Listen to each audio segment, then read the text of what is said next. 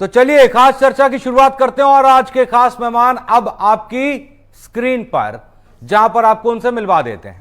हमारे साथ डॉक्टर नीतेंद्र सिंह है, समाजवादी पार्टी के प्रवक्ता हैं। नीतेंद्र जी, आपका बहुत बहुत स्वागत है। नीतेंद्र जी समाजवादी पार्टी का पक्ष खुलकर रखते हैं। हमारे साथ डॉक्टर सुधा मिश्रा भी हैं, जो कि कांग्रेस की प्रवक्ता हैं।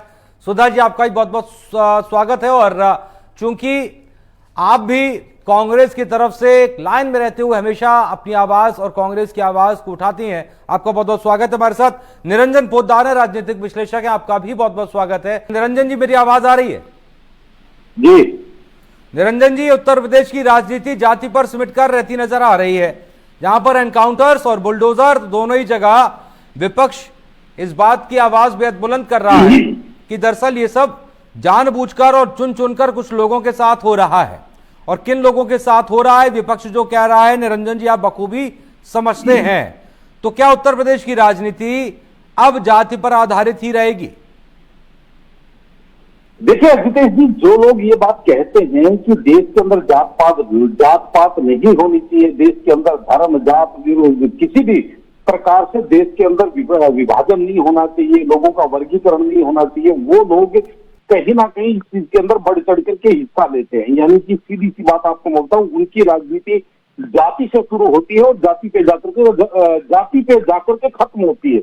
और रही बात, देखिए जिस तरीके से जो अपराधियों के साथ अपराधियों के ऊपर जो भी कार्रवाई है, चाहे वो बुलडोजर की कार्रवाई हो, चाहे वो एनकाउंटर की कार्रवाई हो, इसके अंदर भी जाति ढूंढने का मतलब ये हुआ कहीं ना कहीं अपराधियों का हौसला बुलंद करना, और जो सिक्योरिटी फोर्सेस है या जो पुलिस है या प्रशासन है, जो भी एजेंसियां हैं, उनका कहीं ना कहीं मोरल डाउन करना। यानी कि सीधी सी बात आपको मैं बताऊं, जिस तरीके से आज के कुछ वर्षों पहले उत्तर प्रदेश एक माफियाओं के चंगुल में फंसा हुआ था, या यूं कहें कि जो माफिया है क्षेत्र वाइज समानांतर सत्ताएं चलाते थे, उत्तर प्रदेश को कहीं ना कहीं उसी काले दौर के अंदर धकेलने का ये जिसको कहते हैं जाने अनजाने या चाहे अनचाहे ये कुछ प्रयास है। रही बात देखिए बुलडोजर की, तो मुझे एक बात बताइए जितेश जी, कि जिस तरीके से आज मैं सुप्रीम कोर्ट का भी वर्डिक्ट इसके अंदर पढ़ रहा था, और मुझे बड़ा आश्चर्य हुआ कि इसका मतलब ये हुआ कि अगर मान लीजिए मेरी कहीं कोई अवैध जगह बनी हुई है, मेरा अवैध निर्माण है, मैंने सरकारी जमीन के ऊपर कोई निर्माण कर रखा है और मुझे इस चीज का पता है कि मुझे अब नोटिस मिल गया है और मेरे ऊपर कार्रवाई होने वाली है, उसी से पहले मैं कोई ना कोई ऐसा अपराध घटित कर दूं जिससे क्या है कि सुप्रीम कोर्ट की गाइडलाइन को फॉलो करते हुए सरकार मेरे अवैध निर्माण को नहीं ढाए, यानी कि अपने अवैध निर्माण को बचाने के लिए मैं किसी ना किसी अपराध को कारित कर दूं। क्या सुप्रीम कोर्ट इस चीज की जिम्मेदारी लेगा कि भाई जो अपराधी है वो अगर अपराध करके अपने मतलब उसको ढाल की तरह इस्तेमाल करेगा अपने अवैध निर्माण को बचाने के लिए, तो उसकी जिम्मेदारी किसकी होगी? यानी कि ये चीज कैसे तय होगी कि ये जो बुलडोजर की कार्रवाई हुई है, डेमोलिशन की कार्रवाई हुई है, ये कार्रवाई की इस वजह से हुई है या उस वजह से हुई है? पहली बात। रही बात, देखिए निश्चित रूप से आपको मैं बता रहा हूं कि हमारे तो शास्त्रों में भी लिखा हुआ है कि विनय न मानो तो जलति जड़े, गए 3 दिन बीत बोले राम सको तब भयहीन हो न पीत। क्योंकि जो कुत्सित मानसिकता का व्यक्ति है, जो अपराधी किस्म की मानसिकता का व्यक्ति है, जब तक उसको किसी चीज का भय नहीं होगा, उसके ऊपर जब तक एक जिसको कहते हैं भय का वातावरण डंडा नहीं होगा, तब तक आप ये समझ लीजिए वो किसी चीज से बाज नहीं आ सकता। रही बात कानूनी प्रक्रियाओं की, जितेश जी मुझे एक बात बताइए कि जिस तरीके से जो अपराधी किस्म के लोग अपना एक समानांतर सत्ताएं चलाते हैं, समानांतर जिस तरीके से वो एक पैरेलल एक जिसको कहते हैं पूरी इकोनॉमी खड़ी कर लेते हैं, तो क्या उनके ऊपर आज तक चाहे हम इसके अंदर जितने भी बड़े बड़े माफिया है, अतीक हो, मुख्तार हो या जो भी और नाम इसके इस लिस्ट के अंदर है, क्या उस समय संविधान कहीं छुट्टी पे गया हुआ था? उसी संविधान की बारीकियों का लाभ उठा करके तो ये वो बनते हैं, यानी कि इतने बड़े डायनासोर बनते हैं ये। और आज अगर कानून इनको बचाने की बात करता है, अगर आज सुप्रीम कोर्ट कहता नहीं इनके साथ इनके ऊपर कार्रवाई नहीं होनी चाहिए, अपराधी बनने चाहिए। मैं एक और महत्वपूर्ण आपके चैनल पर बात बताना चाह रहा हूं कि जिस तरीके से विकास दुबे की बात कर रहा हूं, विकास दुबे ने पुलिस की पूरी टीम को घेर करके और उसके ऊपर इतना बड़ा दुस्साहस किया कि सरकार को और सत्ताओं को, शासन को जिस तरीके से उसने चुनौती दी, और उसके बाद में वो फरार हुआ और उसके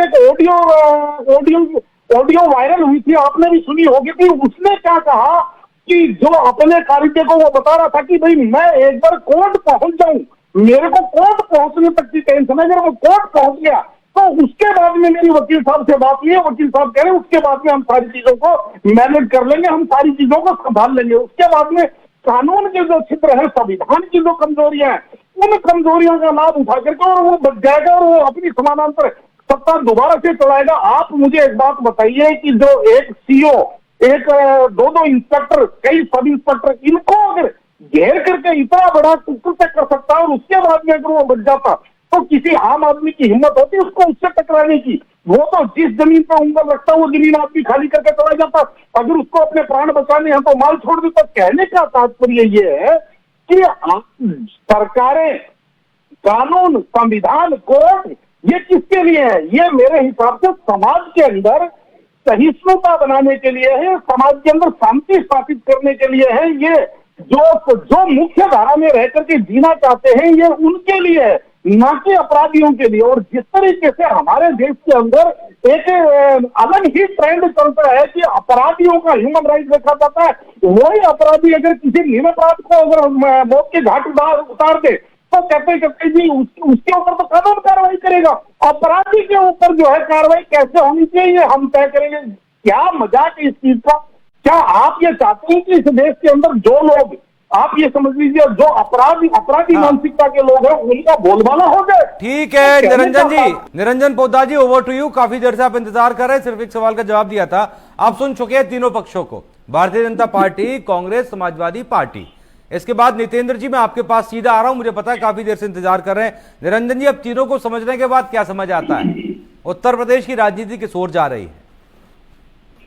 देखिए अजितेश जी, राजनीतिक लोग हैं, अपनी अपनी सुविधा अनुसार बात रखते हैं, लेकिन मैं अपने विचार रखता हूँ और मेरा ये मानना है कि जो राजनीति है वो जनता के लिए होनी चाहिए। राजनीति है वो उन लोगों के लिए होनी चाहिए जिनके आप वोट मांगते हैं और समाज के अंदर आप जिनको मुख्य धारा का आदमी मानते हैं, जो शांति से समाज के अंदर रहना चाहते हैं और जीना चाहते हैं। लेकिन वास्तविकता जानते हैं, अभी जैसे जो मेरी लाडली बहन सुधा कह रही थी, मैं दोबारा से आपको कहता हूँ कि निर्मल मंजन सो मोई पावा, मोई कपट फल छिद्र न भावा। यानी कि आपके मन में अगर कपट है तो भगवान आपको, आप ये मान के चलिए, स्वीकार्य नहीं करेंगे, पहली बात। और दूसरी बात देखिए, ऐसा है हमने तो उत्तर प्रदेश के अंदर वो भी देखा था कि जब एक एक माफिया जो है एक एक क्षेत्र के अंदर चुनाव जितवाने के ठेके उठाते थे, आपने सुना नहीं है क्या कि या तो वोट हाथी पे, नहीं तो सीधी गोली छाती पे? ये नारे सुने नहीं है क्या हमने उत्तर प्रदेश के अंदर? देखा नहीं है क्या अजितेश जी? ये किस चीज की देन थी? ये जो माफियागिरी किस चीज के देन थी? एक अब्बास अंसारी है जो पिछले 2022 के विधानसभा चुनाव के अंदर खुलेआम मंच से कहता है कि मैंने राष्ट्रीय अध्यक्ष जी से बात कर ली है, यहाँ पे किसी अधिकारी की कोई ट्रांसफर पोस्टिंग नहीं होगी, सरकार बनने के बाद भी सबसे पहले इनका फैसला होगा, इनके ऊपर इनका इलाज करेंगे, उसके बाद में सोचेंगे किसी को। तो कहने का तात्पर्य, अगर एक माफिया, एक बदमाश अगर शासक प्रशासन को इस तरीके से धमका सकता, आम आदमी की क्या वक़्त है? और ये सारी की सारी चीजें जब हुई थी, ये केवल इसलिए हुई थी कि ये फला धर्म का है, इससे फला वोट प्रभावित होते हैं, ये फला जात का है, इससे हमारी राजनीति किस तरीके से प्रभावित होती है। और इन्हीं चीजों की वजह से उत्तर प्रदेश जिस तरीके से जो माफियागिरी के या जिसको कहते हैं अपराध प्रदेश के रूप में जाना चाहता था, कोई इन्वेस्टर आता था यहाँ, कोई बड़ा इन्वेस्ट करने की सोच रहा था, आज क्यों चर्चा होने लग गई कि उत्तर प्रदेश $1 ट्रिलियन की तरह $1 ट्रिलियन इकोनॉमी की तरफ आगे बढ़ता हुआ है? हाँ, ये बात मैं जरूर निश्चित रूप से इस चीज को स्वीकार करता हूं, थोड़ा है, थोड़ी की जरूरत है। ऐसा नहीं है कि सब कुछ संपूर्ण हो गया है, उत्तर प्रदेश में राम राज्य आ गया। मैं कतई नहीं कहता, मैं कहता हूं कि आज भी यहाँ पे अपराध है, आज भी यहाँ पे जिस तरीके से जो एक लीपापोती होती है या शासन प्रशासन की, जो आज जैसे पहले बदमाशों की गुंडई चलती थी, आज शासन प्रशासन कहीं ना कहीं यहाँ जाति कर रहा है। इन चीजों को मैं स्वीकार कर रहा हूँ, लेकिन वास्तविकता क्या है जितेश जी? वास्तविकता ये है कि अगर हम दो चीजों के अंदर मूल्यांकन करें, एक बुरा और एक कम बुरा, तो आप सबसे पहले कम बुरी की बात करेंगे, तो वो ही मैं कर रहा हूँ। अब ये किसी को अप्रिय लगे या किसी को प्रिय लगे। और रही बात, देखिए जिस तरीके से लोकसभा चुनाव से पहले अखिलेश जी की मैं राजनीति देख रहा था, या जो विपक्षी दलों की मैं राजनीति देख रहा था, कहीं ना कहीं जो जिस तरीके से इनको लोकसभा चुनावों में सफलता मिली है, और अजितेश जी, जो व्यक्ति सफलता को शाश्वत मान करके आपको सजाता है, कहीं ना कहीं उसी को धक्का लगता है। और ये आज ये सोच रहे हैं कि ये सफलता और ये अपने पुराने रूप में वापस आ गई, क्योंकि रामायण के अंदर एक टोकाई और है, सुमति कुमति सबके उड़ रही नाथ प्राण निगम कही, जह सम्मति वह संपत्ति नाना, जह कुमति वह विपत्ति निधाना। अगर इसी कुमति से राजनीति की जाएगी तो जनता मेरे हिसाब से इस तरीके से 2022 का मैं चुनाव देखता हूँ, कानून व्यवस्था के ऊपर चुनाव लड़ा गया था, कहीं ना कहीं ऐसा ना हो कि 2027 का चुनाव भी कानून व्यवस्था के ऊपर आके चला जाए। ठीक है निरंजन पोद्दार जी।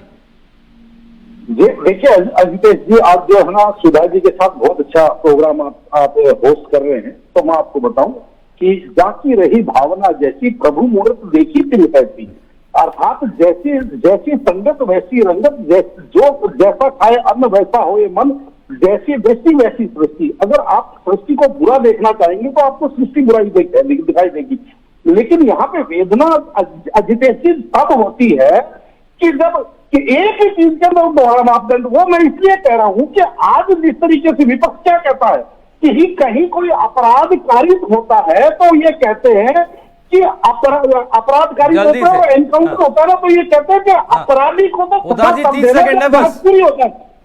अजितेश जी बात कंप्लीट हो, दो अपराधी को तो सजा तब देना जब जांच पूरी हो जाए और अपराधी अपराध साबित हो जाए। लेकिन अगर अपराधी का एनकाउंटर हो गया तो इमीडिएट फैसला सुना देते हैं ये फेक एनकाउंटर था, ये पुलिस की जांच थी, यानी कि उसकी जांच की इंतजार ये नहीं करते। तो ये दोहरा मापदंड है कि ये कभी कहते हैं कि अपराधी की कोई जाति नहीं होती, फिर ले आते हैं कि फलाना अपराधी फलानी जाति का था, कभी कहते हैं कि आतंकवाद का धर्म नहीं होता, फिर जब दूसरी तरफ और सबसे बड़ी बात, चलिए ठीक है, ओके, ये माफी चाहता हूं, बहुत बहुत शुक्रिया।